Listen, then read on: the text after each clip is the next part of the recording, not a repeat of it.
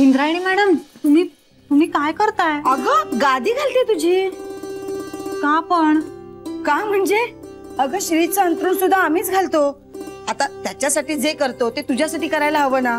नाही नको ना प्लीज. अगं अशी काय करते, मी व्यवस्थित घालेन. मी घातलेलं आवडलं नाही का तुला? नाही तसं नव्हतं म्हणायचं मला. अहो इंद्रायणी मॅडम, मला सवय नाही आहे याची. म्हणजे स्वतःची कामं स्वतः करायची सवय आहे आणि घरातल्या बाकीच्यांची कामंही मीच करते. तेच तर म्हणतेय ती.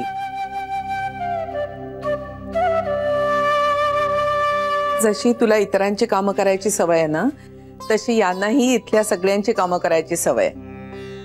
तू नोकरी करणारी मुलगी आहेस, शिवाय घरकामही करतेस. मग घरात श्रीला जसा आराम मिळतो तसा तुलाही मिळायला हवा असं वाटतंय त्यांना. आय्याजी, माझं काम जर दुसऱ्या कोणी केलं ना तर मला खूप गिल्टी वाटतं. अगं तसं वाटण्याची काहीच गरज नाही. आपण एका घरात राहतो, मग एकमेकांच्या छोट्या छोट्या गोष्टी केल्या तर काय झालं? हे सगळं मला पटतंय इंद्रायणी मॅडम.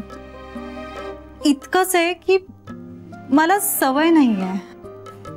जान्हवी, तू आम्हाला आपलं मानत नाहीस का? नाही तसं नाहीये इंद्रायणी मॅडम. बघ ना, तुझ्या हाकेतही अजून परकेपण आहे. हे बघ जान्हवी, सकाळी माझं जरा चुकलंच, त्यामुळे तू जर माझ्यावर नाराज असशील तर. नाही मीच तुम्हाला विचारायला हवं होतं. उगाच आगाऊपणा केला मी. तसं नाहीये ग. मी इंदूला गृहीत धरलं, ते करायला नको होतं. तू मला विचारलेस हे मी इंदूला वेळीच सांगायला हवं होतं. खरं तर मीच माफी मागायला पाहिजे. आईजी, तुम्ही प्लीज असं नका ना बोलू. तुम्ही माफी नका ना मागू. जान्हवी, या सगळ्यामुळे तू आमच्यावर नाराज होऊन तुझ्या बाबांच्या घरी नाही ना जाणार?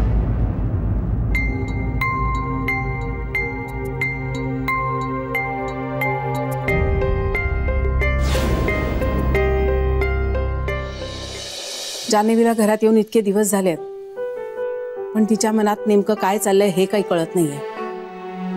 बोलणाऱ्या माणसांचं कसं असतं, जास्त बोलतील कदाचित थोडंसं, पण निदान त्यांच्या मनात काय आहे हे तर कळतं आपल्याला. हिच्या मनाचा तर थांगपत्ताच लागत नाहीये. लागेल, एक दिवस नक्की लागेल. हो, पण कधी? ज्या दिवशी तिचा निर्णय ती आपल्याला सांगेल त्या दिवशी कळेल. तिचा सगळा विचार झाल्यानंतर एकदा तिने निर्णय घेतला की आपण तो बदलूही नाही शकणार ना. नर्मदा, तिचा जो काही निर्णय असेल ना तो आपल्याला आदरानं स्वीकारावा लागेल. म्हणजे थोडक्यात जे जे होईल ते ते पाहावे. हो. म्हणजे ती जाते म्हणाली की तिला आनंदाने निरोप द्यायचा. अगं ती जाईलच कशावर? ती राहीलही कदाचित. कोणास ठाऊक. मला फार भीती वाटते. का भीती वाटते तुला नर्मदा? नाही म्हणजे आमचंही जरा चुकलंच आहे ना. बेबी आणि इंदू चिडल्या तिच्यावर एकदम. मी जरा जास्त पण असं काहीतरी होणारच ना हो. आम्ही तरी कशा त्या जाहिरातीतल्या छान छान आयांसारखं सारखं असं गोड गोड वागत राहणार तिच्या बरोबर. अगं सारखं सारखं नका गोड बोलू, पण जान्हवी आजूबाजूला असताना निदान भान ठेवावं, निदान काही दिवस तरी. अहो आम्ही भान ठेवत नाही असं नाहीये हो, पण खरंच खूप गोंधळ उडतो आमचा. म्हणजे कुठली गोष्ट तिच्या आठवणीत नाहीये आणि कुठली स्वभावात नाहीये हेच कळेन असं झालंय. म्हणजे तिला काम सांगायचं का नाही सांगायचं, तिच्यावर आम्ही हक्क दाखवायचा का नाही दाखवायचा खरंच कळत नाहीये. आणि मग कधीतरी तर भांड्याला भांड लागणारच ना. कधीतरी भांड्याला भांड लागणारच, बरोबर आहे, पण कधी याला खूप महत्व असतं.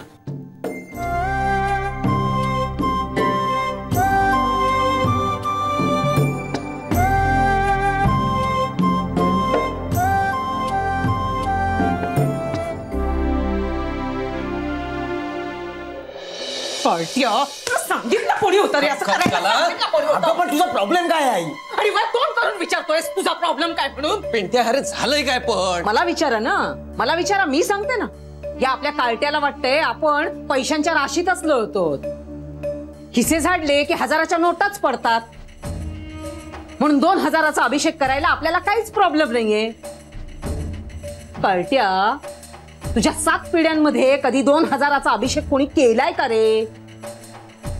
पिंट्या अरे कसला अभिषेक, काय चाललंय? बाबा मी गणपतीकडे साकडं घातलंय. बोललो ताईला लवकर बरं कर. खूप कष्ट सुचले तिने आमच्यासाठी. जर तू असं केलंस ना तर मी 2000चा अभिषेक करेन. ऐका, 2000 रुपये अभिषेकासाठी घरात विकायलाही काही नाहीये. आई प्लीज, एवढी काही वेळ आलेली नाहीये आपल्यावर. शिकव, आता तू मला अक्कल शिकव. 2000 रुपये मिळवायला किती किती कष्ट करावे लागतात? आई कळतं मला ते, मीही कमावतो. हो ना, पण अक्कल नाही चालेली. आणि मी म्हणते देवाला पैसे द्याच कशाला? हा, कशाला लागतात देवाला पैसे? फक्त नमस्कार केला ना तरी पुरतो. आणि हा आपला गणपती बाप्पा आहे ना, हा सगळ्यात श्रीमंत देव आहे. ही एवढी मोठमोठाली मंडळ आहेत त्याची, एवढी रोषणाई करतात, एवढे दागदागिने घालतात. मग त्याला ह्या 2000च्या अभिषेकाची गरजच काय म्हणते मी? साधा नमस्कार केला ना तरी पुरतो त्याला. रगड पैसे आहे गणपतीकडे, त्याला कशाला द्यायचे आपले 2000 रुपये कष्टाचे? हे बघा, हे सगळं मला काही माहित नाही. त्या क्षणी माझ्या मनात जे आलं, मला जे वाटलं ते बोललोय मी. आणि आपल्या मनात नेहमी पैसे घालवायचाच विचार येतो ना. अरे मागायचं सर उपास करेन असं म्हणायचं ना, किंवा फारफार तर काय एखादा नारळ दे एवढं म्हणूनही चाललं असतंच की नाही? एवढ्या पैशांचा अभिषेक करायला तुला काही गुप्तधन मिळालंय का रे? का तुझा काका देणार आहे? अगं आई, पण ताईसाठीच करतो ना मी हे सगळं. मला वाटतंय तिचं सगळं चांगलं व्हावं, तिनं सुखात राहावं, म्हणूनच हे सगळं केलं ना मी. अरे चांगलंच आहे की मग, तिचं पैशातच लोळतेय ना ती. आणि तू अगदी अक्कल शून्यासारखा तिच्यासाठी 2,000चा अभिषेक करायला निघालास. अरे हातात वाडगं घेऊन फिरायची वेळ येईल आपल्यावर. जा जा, परत जा आधी आणि सांग, म्हणावं मला काय हा 2,000चा अभिषेक वगैरे जमणार नाही. जमल्यास एखादा नारळ देईन, वाटल्यास तूच द्या मला 2-4 रुपये.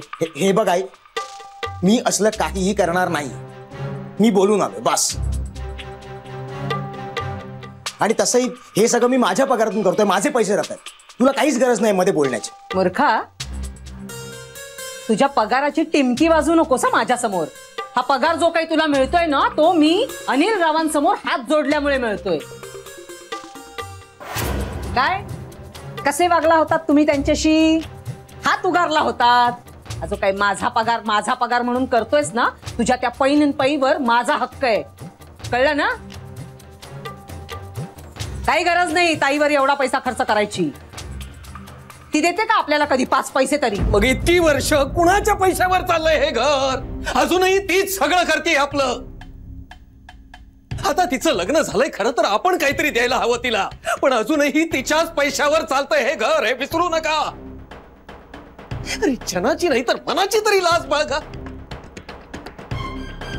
ती पोरगी तिथे स्वतःवर 5 पैसे देखील खर्च न करता सगळा पगार इथे आणून देते, आणि तिच्याबद्दल असं बोलताना जीभ रेटते कशी तुमची? झडत कशी नाही जीभ तुमची? का झडेल माझी जीभ? काय काय चुकीचं काय बोलते मी, सांगा ना मला. ती जे काही पैसे देते ते तुमच्या अकाउंट मध्ये जमा होतात. माझ्या हातात काय येतो? तुम्ही उपकार म्हणून फेकलेल्या 4 दमड्या. काय केलं काय तुम्ही माझ्यासाठी आतापर्यंत? सांगा ना. कधी गुंजभर सोनं केलं का माझ्यासाठी? पांडुरंगा, नाही रे बाबा, नाही. आता नाही सहन होत ना. आणखी किती काळ सहन करू मी हे सगळं? कुठल्या जन्मीचे भोग भोगतोय तेच समजत नाहीये मला.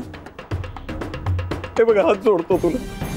माझ्या लेकीला लवकर बरं कर. मी तुझ्या पायावर डोकं ठेवायला येतो आणि तिथूनच उचल मला. आता नाही सहन होते सगळं.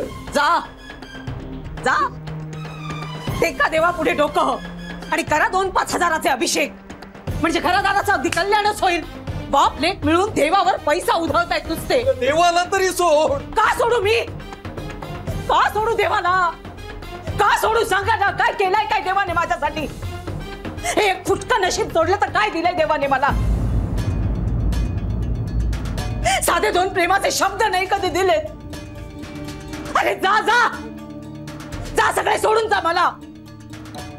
पण एके दिवशी तुम्हाला माझं म्हणणं पटेल आणि मग माझ्याचकडे याल तुम्ही. अभिषेक करतायत.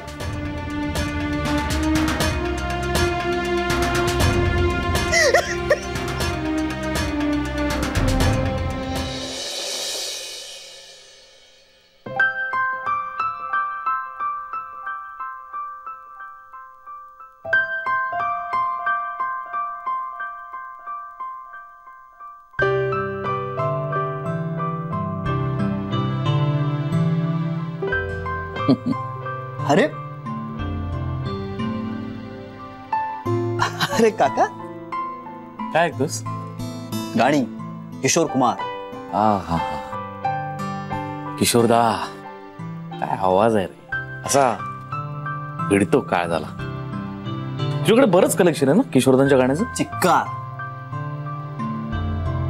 मी तुला असं शांतपणे गाणी बिणी ऐकताना पहिल्यांदाच बघतोय. अरे गाडीतून जाता येता ऐकतो कधी कधी. एरवी वेळ मिळतोच असं नाही ना. आज गाणी ऐकतोय ते स्वतःला डिस्ट्रॅक्ट करायला. मनात तेच तेच विचार पुन्हा येऊ नयेत म्हणून गाणी ऐकतोय. श्री, हा? मनात आलेले विचार कसे परतवायचे माहिती तुला? हो. नाही म्हणजे सोपं आहे. जो विचार आपल्याला खूप त्रास देतो ना, त्याचं मूळ शोधून काढायचं. आणि आपल्याला ते अजिबात आवडत नाही, मुळात ते नाहीच आहे असं स्वतःला पटवायचं. सिंपल.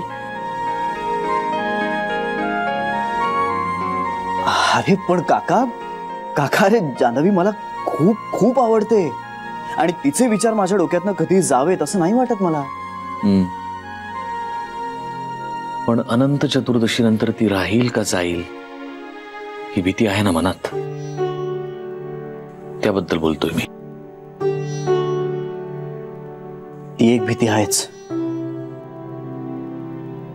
काका.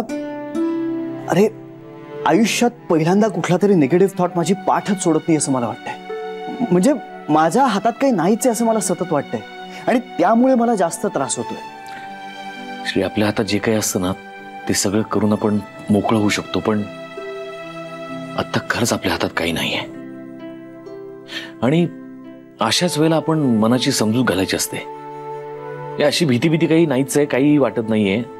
तू ऐक गाणी ऐक, स्वतःला डिस्ट्रॅक्ट कर, तेच बरोबर आहे. ज्या विचारांनी काहीही होणार नाही तो विचार करू नकोस. काका एक विचारू? बिनधास्त, वाटेल ते विचार. तुला कधी म्हणजे इथे घरी परत आल्यानंतर पुन्हा दारू प्यावीशी वाटली नाही का?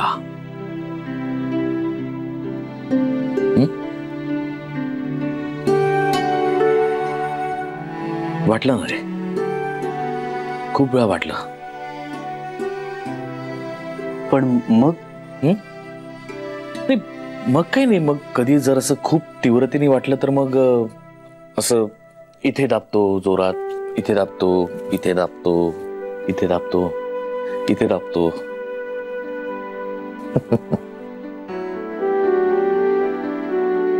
इतकी पेलोय आतापर्यंत की सगळीकडे अल्कोहोलच आहे आतमध्ये.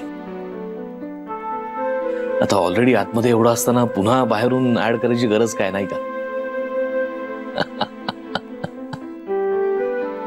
हसलास ना तू, बरं वाटलं.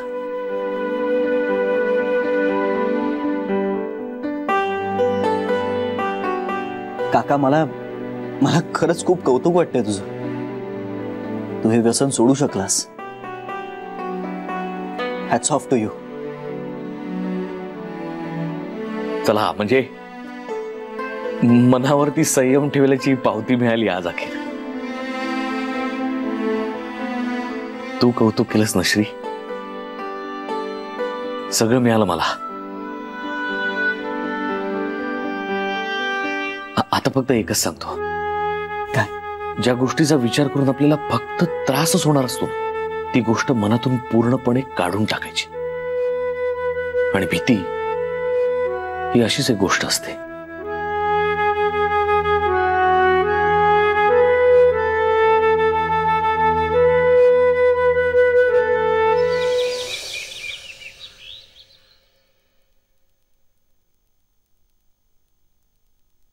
छान दिसतेस. एवढ्या लवकर तयार झालीस? हो आईची ऍक्च्युली मला तुम्हाला असं विचारायचं होतं की म्हणजे बघता बघता अनंत चतुर्दशी आली आणि एक गोष्ट राहूनच गेली. कुठली? मी यावर्षी माझ्या चाळीतल्या गणपतीला गेलेच नाही. म्हणजे ही नवीन चाळ आहे ना, तिथे सुद्धा गणपती आणतात आणि पिंट्या असं म्हणाला की खूप छान डेकोरेशन केलंय त्यांनी. मला बघायचं म्हणजे मी जाऊ? अगं जा ना, त्यात विचारायचं काय? जा. आमचाही नमस्कार सांग. आणि हो, जाताना नैवेद्यासाठी काहीतरी घेऊन जा. चालेल, येते.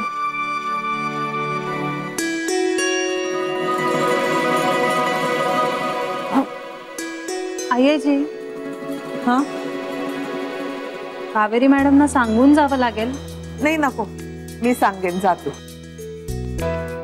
येते.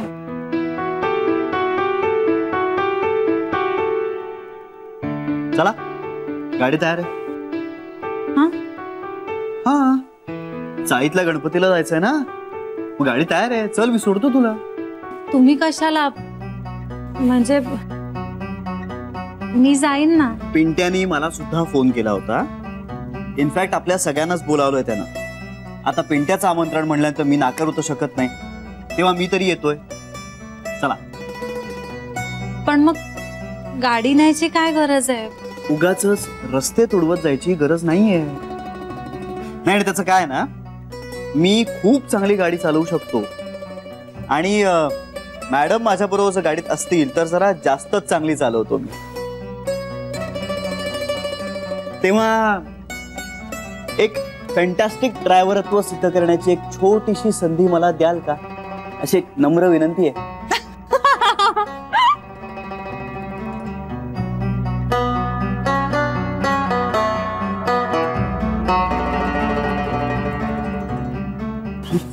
हसली.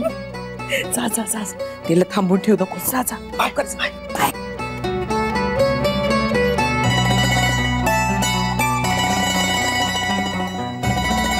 अत्यानंदाय नमः. महाराज अत्यानंदाय नमः. सद्गुरु अत्यानंदाय नमः. महाराज अत्यानंदाय नमः. अत्यानंद अत्यानंदाय नमः. अत्यानंद महाराज नमः. अत्यानंदाय नमः. महाराज अत्यानंदाय नमः. अत्यानंदाय नमः. सद्गुरु अत्यानंदाय नमः. अत्यानंदाय नमः. सद्गुरु अत्यानंद. काय चाललंय तुमचं? अत्यानंदाय नमः. ओ गुरु नाही, आय एम सॉरी, मी तुला नाही हसत आहे, मी हिला हसतोय. जो अत्यानंदाय नमः. अगं मंत्र ती म्हणते ना, तू कशाला खाणाखुणा करून सांगतेस? अत्यानंद अत्यानंद बोलू शकतेस. महाराज अत्यानंदाय. अगं मावशी, आम्ही जान्हवीच्या घरी चाललोय. तिच्या चाळीत गणपती असतो ना, तिकडे दर्शनाला. चल ग. महाराज नमः. अत्यानंदाय नमः. सद्गुरु अत्यानंदाय. नाही, एक मिनिट, मला काहीच कळत नाहीये. तू एक काम कर, मी घरी आलो ना रात्री की आपण निवांत बोलूया. अत्यानंद महाराज नमः.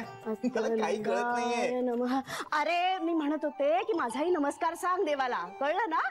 आणि बघ लवकर या, वेळेत या. वेळेत आरती करता येईल आपल्याला, कळतंय का? ओ, मला कळलं, पण तुला कळलं का? काय? तू बोललीस आत्ता. बाई देवा, काय रे, तुम्ही बोलायला लावलं मला. चल, अच्छा. तसंच करता नेहमी. शी बाबा. तर सगळी पहिल्यापासून सुरुवात आहे. ओम गुरु अत्यानंदाय नमः, सद्गुरु अत्यानंदाय नमः, नमः नमः अत्यानंदाय नमः. मस्त झालंय डेकोरेशन आणि केवढे उत्साही दिसत आहेत सगळे. ऐ प्रसाद, ठीक आहे रे. जानू छान दिसतेस आज, अगदी अगदी गोखल्यांची सून शोभतेस. बरं आज आलीच आहेस तर जरा जेवूनच जाऊ. आई अगं नको, एकतर ऑफिसलाही जायचंय आणि श्रीरंग गाडीत थांबलेत. गाडीत का? अगं पार्किंगचा प्रॉब्लेम आहे ना म्हणून. अगं पण 2 मिनिटं यायला काय होतंय? का चाळीतल्या घरात पायच ठेवायचा नाही आता त्यांना?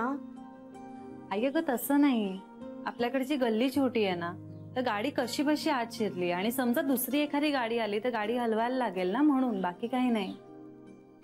हो का? तू काही त्यांची बाजू घेऊन बोलायची गरज नाही. हा, तुझ्या सासरची माणसं ना जरा विचित्रच आहेत. हेच बघ ना, बोलावलं का आम्हाला तुमच्या घरच्या गणपतीच्या दर्शनासाठी? बोलावलं? आई, आपल्या चाळीतल्या गणपतीला मोजून 3दा आलीस तू. यांच्याकडे जाऊन काय करणार होतीस? तू काही बोलू नकोस. हा, मी रीतीला अगदी पक्की आहे. यांच्या घरची माणसं ना जरा ढिसाळच आहे. अरे बोलावलं का आपल्याला त्यांनी कधी? हा, बरं माझं सोडून दे, तुझ्या बाबांना तरी बोलावलं का कधी? ते नाही, चहाचं सोडून दे, पण साधं सणासुदीला आमच्याकडे या बरं का असं म्हणालेत का कधी?